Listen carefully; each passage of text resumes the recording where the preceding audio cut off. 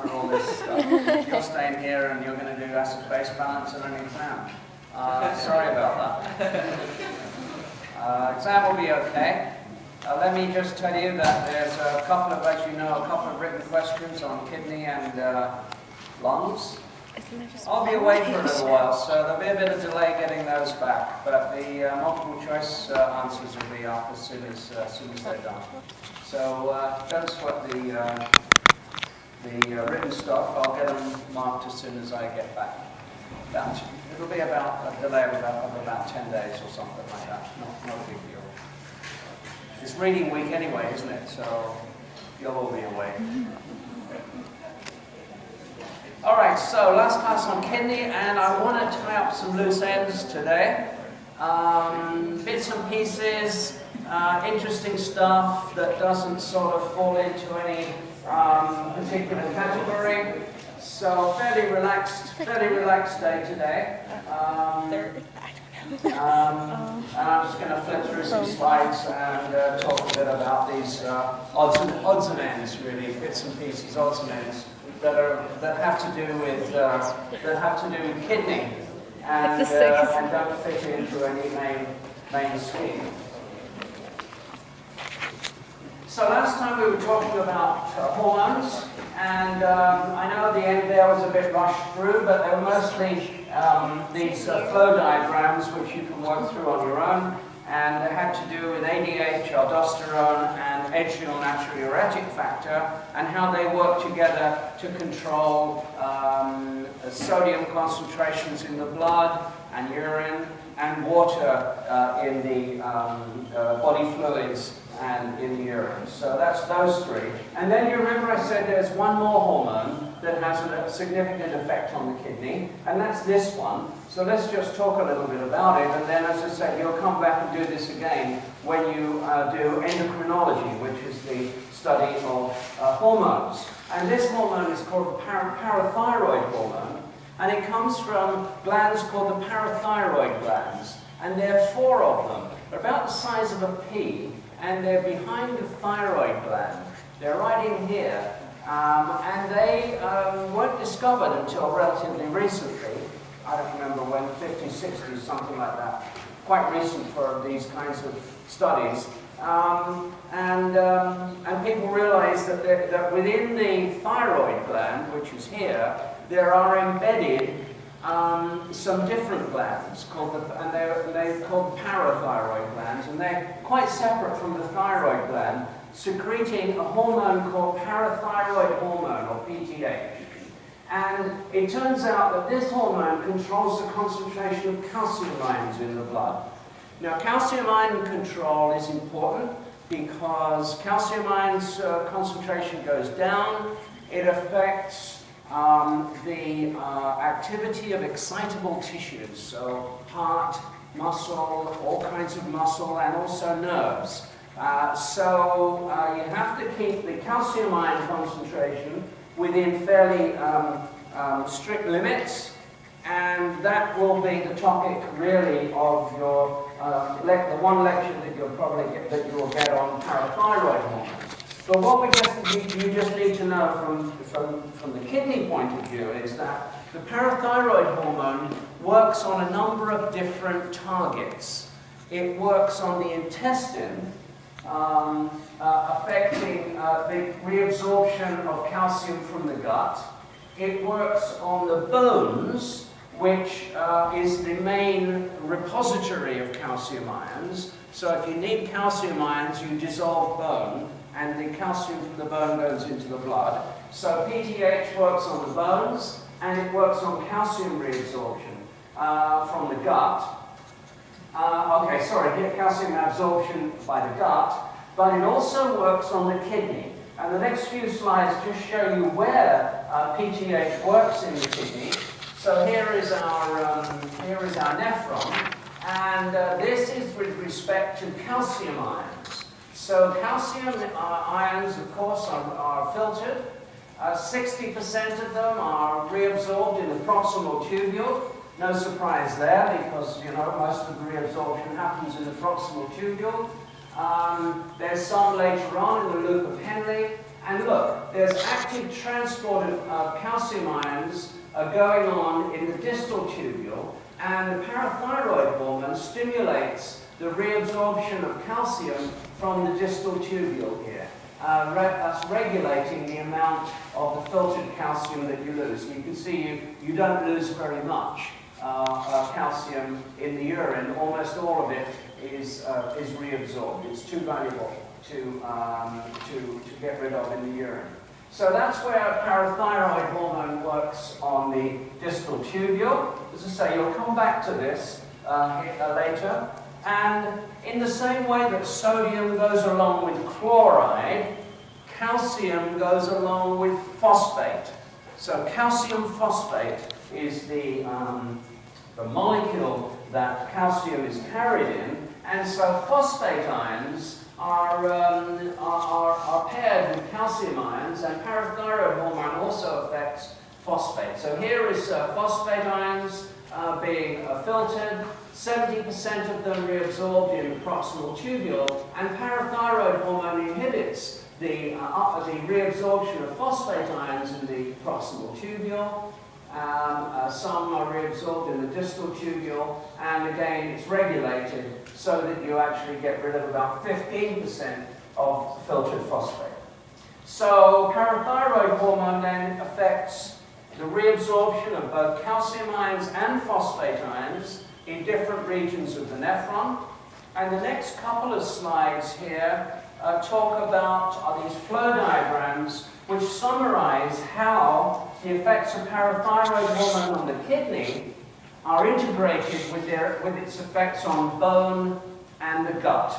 So here is, for example, a reduction of plasma calcium, stimulates the parathyroid glands to secrete parathyroid hormone, increased plasma PTH, goes to the kidneys, increases calcium reabsorption, we just saw that, decreases urinary excretion of calcium, restores the plasma calcium to normal. So this is the pathway that I just showed you on the previous slide.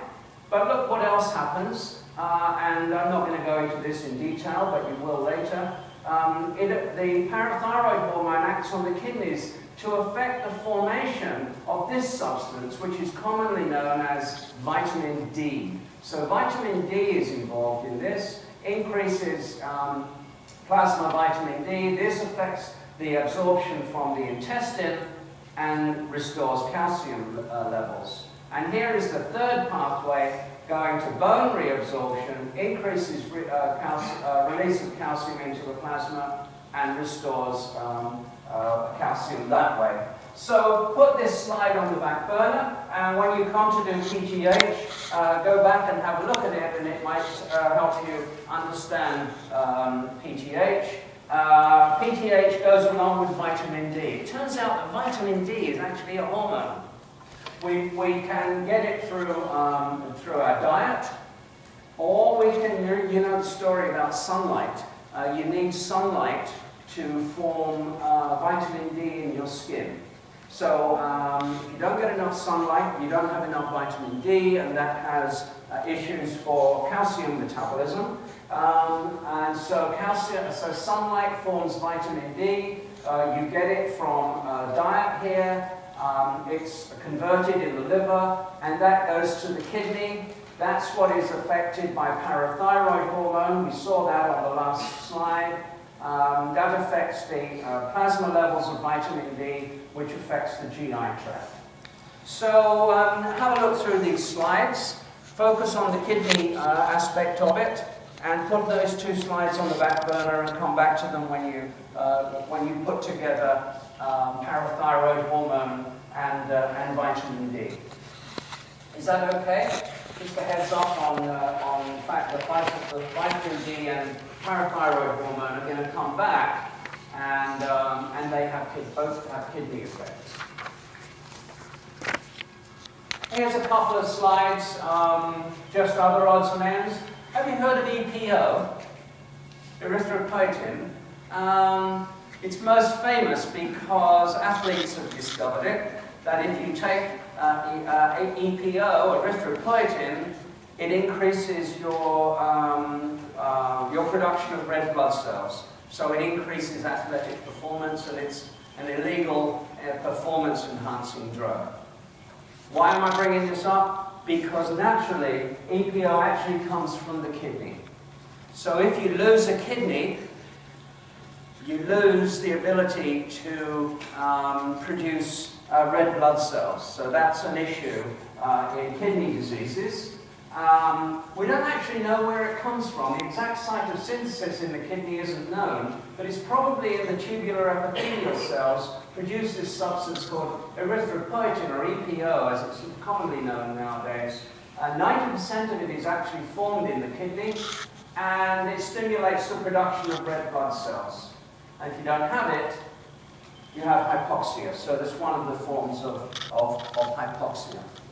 So just an interesting sidelight on kidney. It's responsible for producing EPO, without which you have trouble making red blood cells. Okay, another topic. If you're doing pharmacology, pharmacology is such a bind, isn't it? They give you these lists of drugs to remember. Wow. And they'll give you a list of drugs that are diuretics. So I thought I would just mention them here and fit them into kidney physiology. Go to the doctor, and the doctor takes your blood pressure, and he finds the blood pressure is too high. Probably doesn't know why your blood pressure is too high. It's called essential hypertension. First thing the doctor will do is tell you to lose weight and take more exercise, usual blah, blah, blah. And if that doesn't work, the first drug that the doctor will try will be a diuretic. And the diuretic, what it says, diuretic, increases urine flow. And so diuretics are tried first because they are safe drugs, they are cheap drugs, and you might as well give it a go. And often that is all you need to reduce your blood pressure sufficiently. The thing about diuretics is that there are lots of different ones. And I'm not going to emphasize all the different names that if you're doing pharmacology, you'll have to remember the damn names, but I don't need that. What the main point I want to get across is that because the nephron has so many different segments with different pumping and different functions, you can target different classes of diuretics to different parts of the nephron to get an effect. So look, diuretics increase urine flow, they eliminate water and sodium, reduce the extracellular fluid volume, reduce edema. You know what edema is? The retention of fluid in the tissues. So if you have edema, your tissues are all puffy because they have too much water. And that's a feature of a number of diseases. And hypertension, or high blood pressure. So they are responsible for diuresis, the increased urine flow, and natriuresis. Remember natri? Talked about that last time. Sodium, Na, anything with natri in it is sodium. So natriuresis, peeing out sodium ions. So, and they can act at several different sites. The most common ones are called thiazide diuretics, and they block transporters in the early distal tubule and inhibit sodium reabsorption. Thiazide diuretics, early distal tubule. I should have put that in a different color, because the purpose here is to show you that these classes of drugs act in different regions of the tubule. Early distal tubule, thiazide diuretic. Then there are a whole class called loop diuretics. Why are they called loop diuretics? Well, you know why they're called loop diuretics, because they act on the loop of Henle. And so loop diuretics decrease iron reabsorption in the thick ascending limb of the loop and block the luminal cotransporter. And the result of that is that you excrete more water. Now, sometimes with these thiazide and loop diuretics, you pee out lots of water, you pee out sodium. That's all good because you want to reduce the extracellular fluid volume and reduce blood pressure. But as I commented earlier, sometimes you pee out too much potassium as well, and that's bad. So the doctor puts you on a diuretic, no big deal, says come back in 10 days or 2 weeks, I want to see how much potassium you have in the blood. So you'll go back, you'll do a blood test. How much is the potassium okay? If you're peeing out potassium with these drugs, then the doctor will probably switch you to a different class of diuretic called potassium-sparing diuretics. So these ones, as it says, spare your potassium. You don't pee them out as much. And these are inhibitors of aldosterone, and they act on the late distal tubule and collecting ducts, inhibiting sodium and potassium reabsorption and potassium secretion in the principal cells. Now, I haven't really talked about that, or at least I did mention it. Remember this picture I showed you last time or the time before? It's a cross-section here of the late distal tubule and collecting duct. And as if things aren't complicated enough, this region of the nephron actually has more than one different kind of cell in it, doing different things, for God's sake. So it's not just the segment, there are actually within the segment, there are cells doing different things. So in this section of the nephron, there are two different kinds of cells called principal cells here, and cells called intercalated cells, and I'll mention both of them now. The ones that I just mentioned, the potassium-sparing ones, where are we here, affect the principal cells. It inhibits sodium reabsorption and potassium secretion in the principal cells. So here is sodium reabsorption, and here is potassium secretion. And of course, if you're secreting potassium, you're losing it in the urine. So these diuretics inhibit that potassium secretion, and so you tend not to lose potassium in the urine. So these drugs target a specific subset of cells in the late distal tubule and collecting duct. Isn't that incredible? So there you go. Some more things about diuretics. Did you have your coffee this morning? If you had your coffee this morning, about an hour later, you probably went to the bathroom. Coffee, caffeine, is a diuretic. And it decreases sodium reabsorption and increases the glomerular filtration rate. Water and alcohol inhibit ADH. Both of those are diuretics. Sugar in the urine are osmotic diuretics. And anything which increases the osmotic pressure in the tubule, and if you have diabetes mellitus, you have sugar, you have glucose in the urine, and then, so that means that water is leaving as well as the sugar. So if you have diabetes mellitus, you pee a lot. And so that is one of the diagnostic features of diabetes. Polyuria, you pee a lot. You also drink a lot, polydipsia. So you'll come back and deal with diabetes when you have a class on the pancreas and insulin. So diabetes will come back as well, and you'll get more on that. But sugar in the urine acts as a diuretic. Now the last two things have to do not so much with diuretics as with acid-base balance. But I put them in here because they're, again, classes of drugs. And you'll deal with these, as I said, in pharmacology. But you remember carbonic anhydrase? Carbonic anhydrase was that enzyme that affects CO2 plus H2O goes to carbonic acid. And that was part of the carbon dioxide carrying and carbon dioxide generating and release mechanisms that we have. And so there are inhibitors of carbonic anhydrase that act on the proximal tubules to decrease hydrogen secretion, increase sodium and bicarbonate excretion.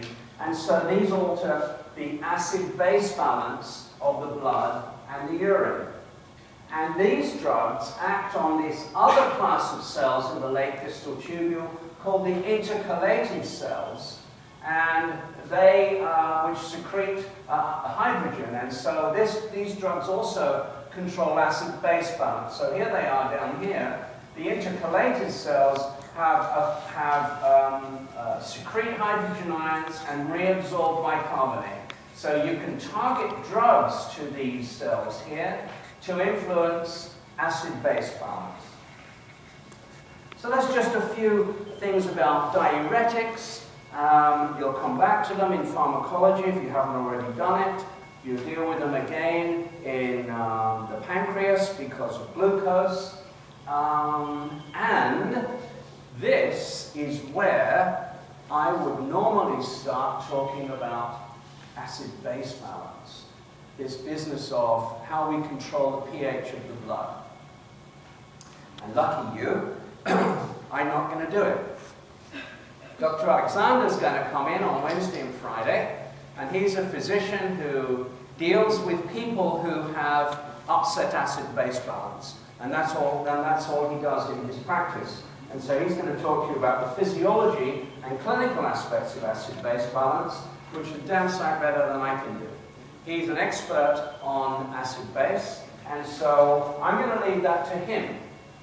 But what I've done is I've left in my slides on acid-base balance. So the next, I don't know how many there are, about 10 of them, have to do with acid-base balance. So we can just flip through them. You can look at them. And when Dr. Alexander's finished with you, you can go back and have a look at them and see if they are any help to you. One warning I would tell you that if there's any discrepancy between what I have put in my overhead and what he tells you, you believe him. Okay? Any discrepancy? He is the expert on this stuff. So this is just a reminder. So I'm just going to flip through these slides and talk about them. You can put your pens down and look, and because he'll go through all this stuff in detail with you. So this is just the acid-base scale, and look how narrow the normal range of blood pHs. It's around pH 7.4, and you can't go far outside it in either direction before you develop a disorder called acidosis on one side or alkalosis on the other. And this is what he deals with. He deals with people who have acidosis and alkalosis. So he'll tell you how these things develop. And this is just a scale of pH here. You might note, so this is very alkaline down here, oven cleaner, ammonia. And look at the most acid thing on the list here, gastric acid. Gastric acid is just like battery acid, you know, it's very, very powerful. So gastric acid is even more acid than lemon juice. That's what we have in our stomach. So that's another issue. Buffers is just a simple cartoon describing how buffers work, because that's important. He'll talk about buffers. Regulation of acid-base balance. The two words that will come up and he'll talk about are acidosis and alkalosis, as I talked to you about. And the reason we slot it in here is because, as I've said, the kidneys and the lungs work together to control the pH of the blood. So if you become acidotic, the kidneys and the lungs respond to bring the pH back to normal. If you become, if you develop alkalosis, the kidneys and the lungs work together to bring the pH back to normal. So he'll explain how that works. And it has to do with bicarbonate buffers and carbonic anhydrase. You remember we've seen this in red blood cells, and we've seen it in the renal tubule cells. And so that's why the kidneys and the lungs are important. Here is bicarbonate reabsorption by the kidney tubule cells. He'll show you about that. Again, regulation of bicarbonate reabsorption. Here it is. I've got to start here in understanding this picture. He'll go through that with you as well. And here are the disorders. And the disorders are acidosis and alkalosis. And they're divided into two kinds. the kinds that are developed as a result of respiratory effects. So if you have decreased ventilation, CO2 is going to accumulate in the blood, right? And CO2 accumulates in the blood, gives you acidosis, and so that is called respiratory acidosis. But look what happens if you decrease ventilation, the blood CO2 goes up, you develop acidosis. Look what happens, the kidney compensates. So you develop this disorder, which is due to the respiratory system, and the kidney helps you fix it.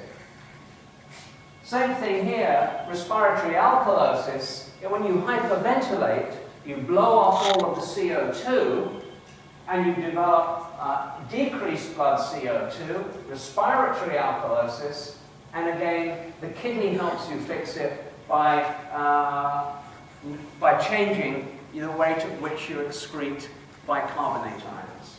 So that's acidosis and alkalosis as a result of respiratory, ventilatory changes. And then there's another class of alkalosis and acidosis, which are called metabolic, because there's another way you can change the pH of your blood. You can change the pH of your blood by changing the metabolism of various substances. So you can have something called metabolic acidosis. Now, if you have diabetes mellitus and it's unchecked, you develop acidosis. And I put Y there.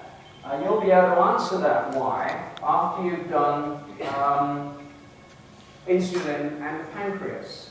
It's because during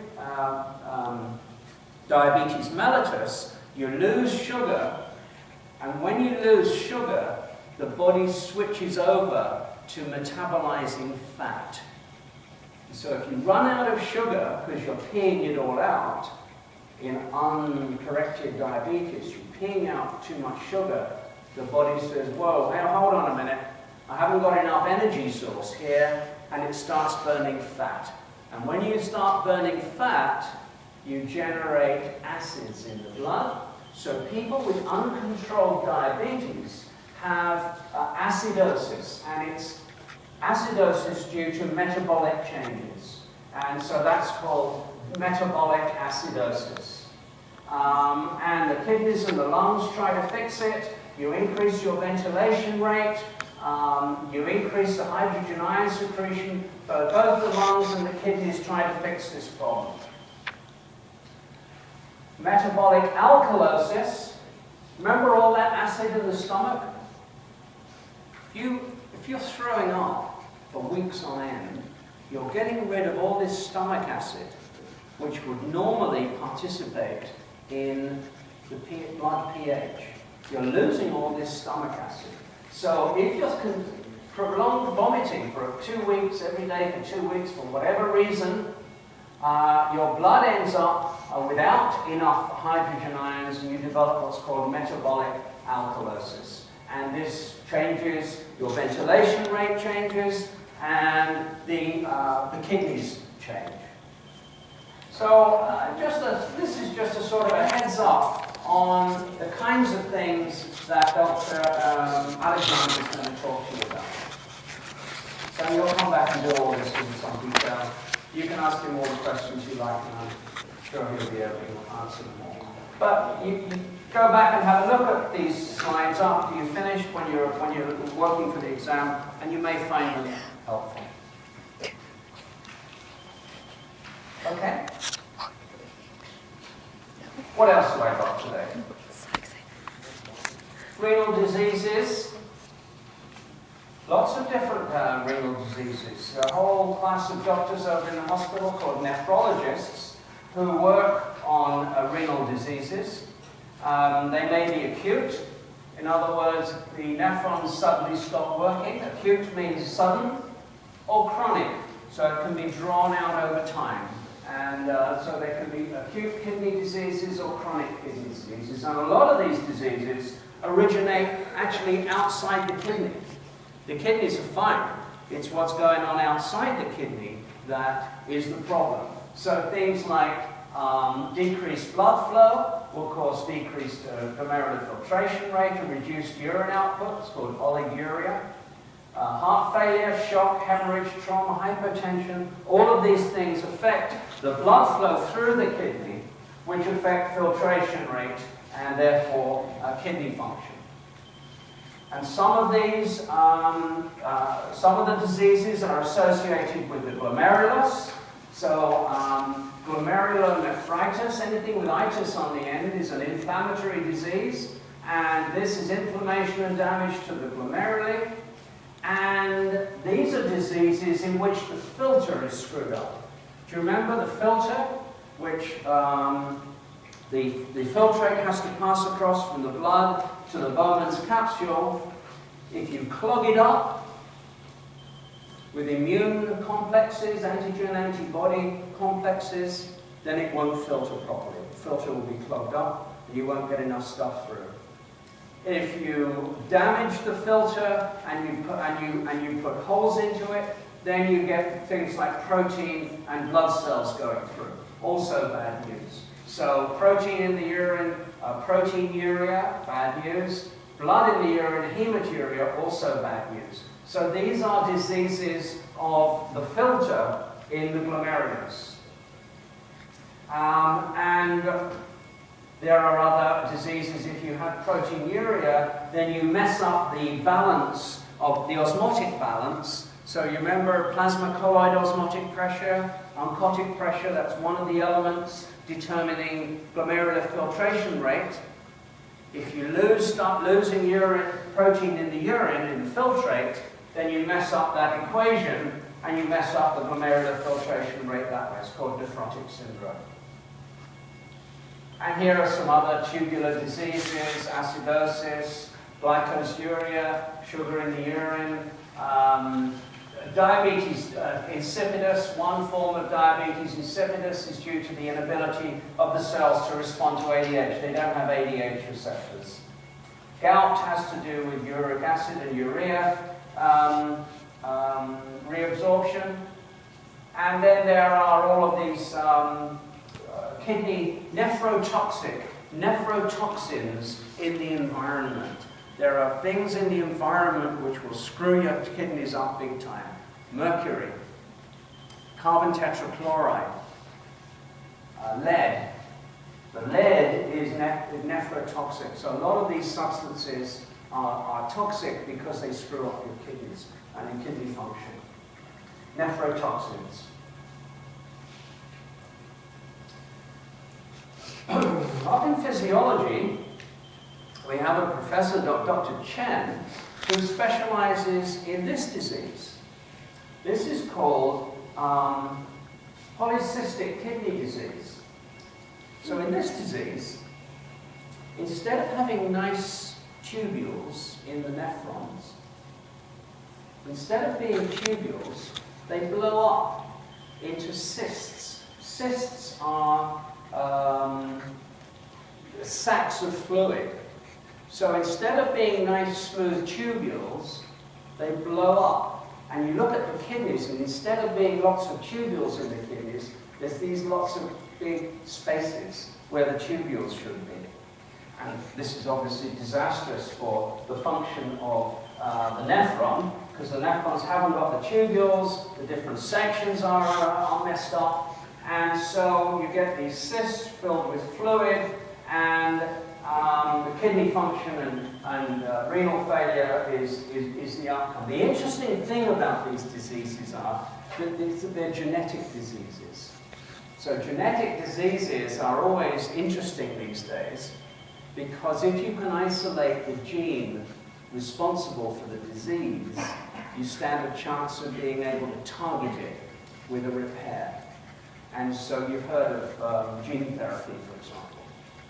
Hasn't been particularly successful in treating many diseases, but the potential is there and people are working hard on it. So polycystic kidney disease turns out to be a single gene mutation affecting a protein called polycystin 1 or polycystin 2. And Dr. Chen upstairs is working on polycystins, and how they and how they cause polycystic kidney disease, because it's a disastrous disease in small children who have this gene mutation. And they're membrane proteins that affect transport. And so the transport is screwed up, and so the tubules blow up like balloons instead of being nice tubules. So an example of a genetic disease of the kidney, polycystic kidney disease. Urea, another one, I think we talked about that, the BUN, the blood urea nitrogen, another problem. So you have these problems with the kidneys. What can you do about it? Well, you can attempt to fix the problems.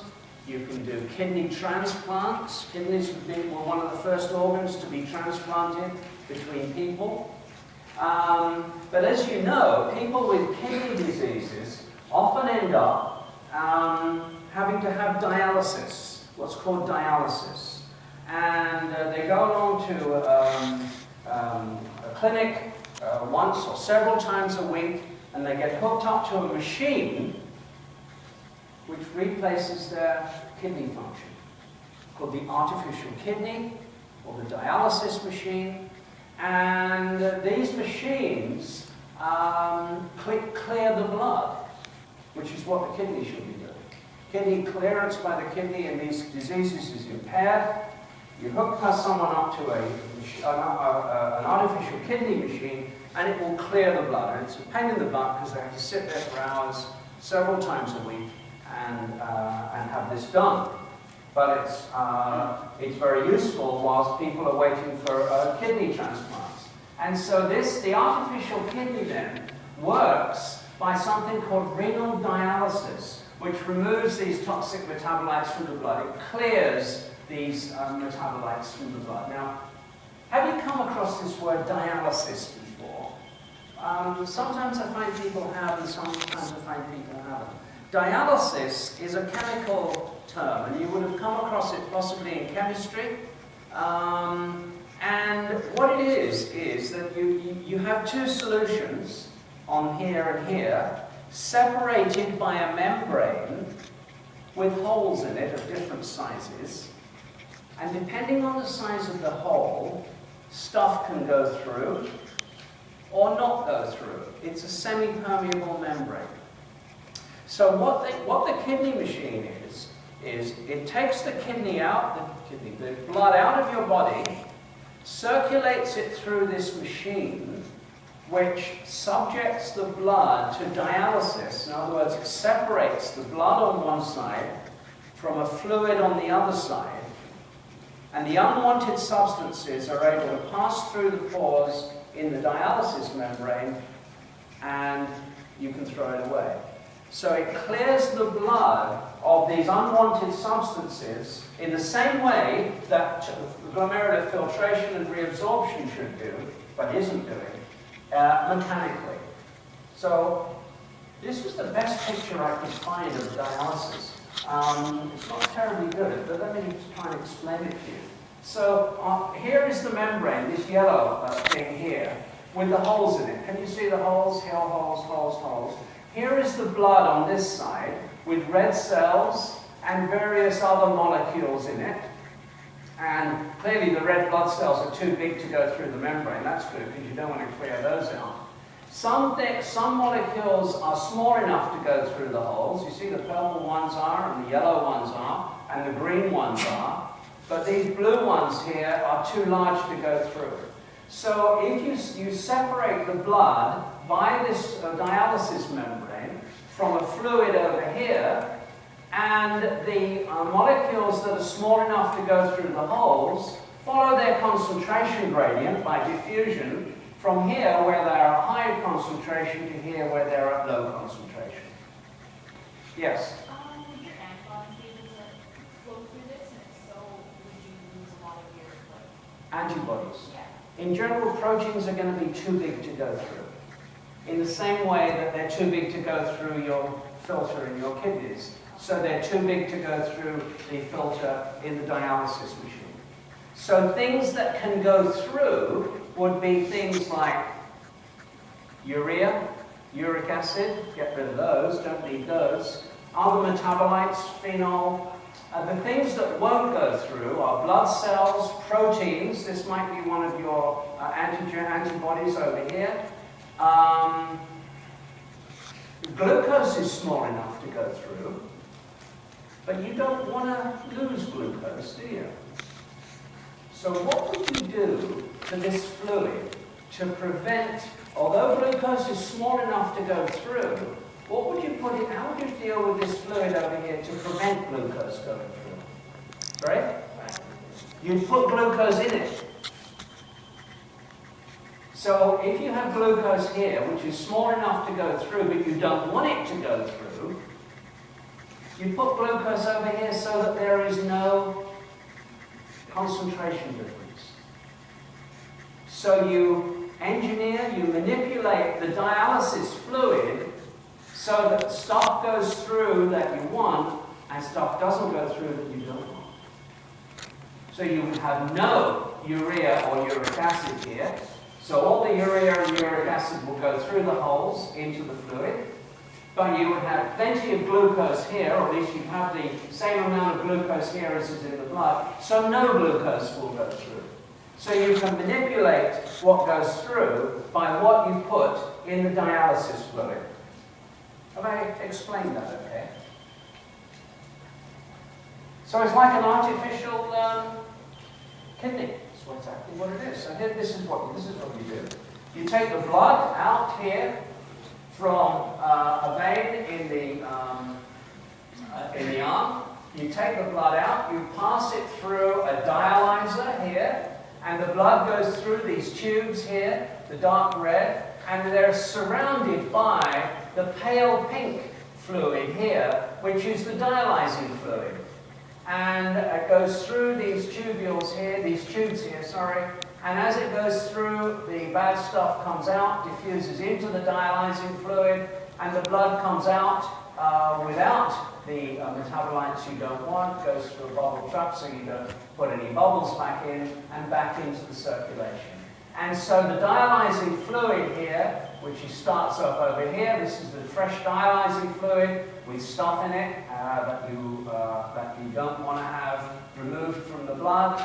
You warm it up, you put it into the dialyzing machine, the bad stuff comes out, and you throw away the used dialyzing fluids. That's the principle behind the artificial kidney.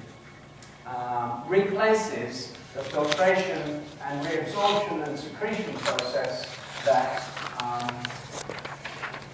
is not working properly. Yeah? Questions on that? Last topic. Not going to say much about it. What's micturition? Heme. So, you know, for 6 classes we've talked about what goes into the kidney. What happens after the urine flows down the ureters? It flows down the ureters by peristalsis. There's peristalsis. You know what peristalsis is? You know, it's the waves of contraction in the ureter which takes the urine down into the bladder. And you then pee, or don't pee if you don't want to, and we'll talk about that in a minute. Whether or not you go is subject to voluntary control, obviously, but the stretching of the bladder wall elicits what's called a micturition reflex. So as your bladder fills, there are stretch receptors in the wall of the bladder which stimulate the brain, and you say, oh, I gotta go. Fortunately, you can override this reflex so that you don't go immediately, and you can resist the reflex because you have what's called a sphincter. Sphincter is a ring of muscle which you can contract or relax. And so you have a sphincter which will normally be contracted, and when it's convenient, go to the bathroom, relax the sphincter, and the bladder empties. And so this called the external sphincter is composed of skeletal muscle under voluntary control, so you can squeeze it shut. The bladder and the ureter both have sympathetic and parasympathetic control, one for bladder filling and one for bladder emptying. So a couple of pictures showing you what the bladder looks like. It's just a large muscle. It's called the detrusor muscle, and it's all smooth muscle. And there's two sphincters down here, an internal one, which is smooth muscle, and the external one down here, which is the one that you can voluntarily open and close. So the smooth muscle is automatically controlled by the autonomic nervous system. The external sphincter is skeletal muscle, so you can voluntarily contract and relax it. And this is all controlled by sympathetic and parasympathetic nerves in the lumbar and the sacral regions right down here. So damage down here will damage your ability to operate your bladder properly by the sympathetic and parasympathetic. So here is the external sphincter here, the voluntary muscle here. And this is what happens. It's classic case of physiology, finishing here. Look, here's the reflex control. The bladder fills, stimulates stretch receptors in the wall of the bladder, stimulates the parasympathetic nerves, which influence the bladder. The bladder contracts, the internal sphincter mechanically opens, and you urinate. Now that might not be convenient, so you have voluntary control, which the cerebral cortex says, oh, I can't go right now. Motor neurons to the external sphincter, then the external sphincter remains closed despite the reflex, and you don't go. And then when it's convenient, you can voluntarily open the external sphincter and you go. So, great example of physiological integration of the parasympathetic, the sympathetic, voluntary control, autonomic control, and it's very handy that we have that. So that's it. Good luck in the rest of the course, and I'll answer your emails, but as I said, I'll be away for a while and get to your exams as soon as I can. Good luck in the exam. Quite straightforward.